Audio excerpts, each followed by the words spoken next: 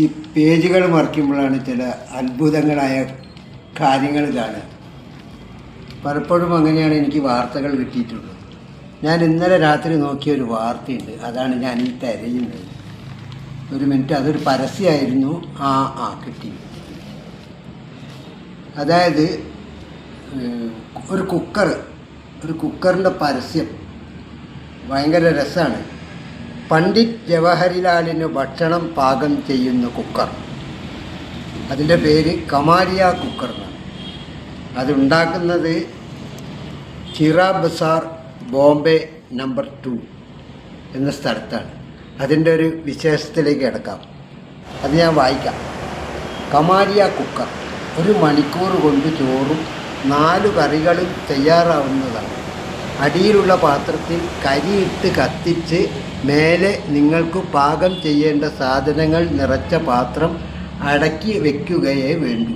പിന്നെ ശ്രദ്ധിക്കേണ്ടതില്ല. ഇതിൽ പാകം ചെയ്ത ഭക്ഷണ പദാർത്ഥങ്ങളുടെ സ്വാദ് അനുഭവിച്ചറിയേണ്ടതാണ്. മാംസവും പച്ചക്കറി സാമാനങ്ങളും ഇതിൽ തയ്യാറാക്കാം. ഗ്യാസ്, കരി, വിറക് ഇവയുടെ മേലെയും ഈ കുക്കറിൽ ഭക്ഷണം പാകം ചെയ്യാവുന്നതാണ്. ആവിയിൽ വേവുന്നത് കൊണ്ട് ഭക്ഷണ പദാർത്ഥങ്ങളിൽ വിഷജ്വാലയോ കിളർപ്പോ പറ്റുന്നതല്ലെന്നു മാത്രമല്ല, ഇത് ദേഹപുഷ്ടി ഉണ്ടാക്കുന്നതുമാണ്. പ്രധാന സ്ഥലങ്ങളിലെല്ലാം ഏജന്റുമാരെ ആവശ്യമുണ്ട്. മുഴുവൻ വിവരങ്ങൾക്കും താഴെയുള്ള വിലാസത്തിൽ എഴുതുക.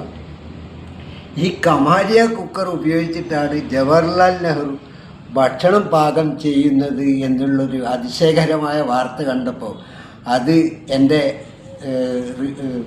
പങ്കാളികൾക്കും കൂടി എത്തിക്കുക എന്നുള്ളൊരു ദൗത്യമാണ് ഞാൻ ചെയ്തിട്ടുള്ളത്. ഏതായാലും ഇപ്പോൾ കമാലിയ കുക്കറും ഉണ്ടായില്ല, നെഹ്റു ഇല്ല. എന്നാലും ഒരു കാര്യം നമുക്ക് ഓർമ്മ വന്നു.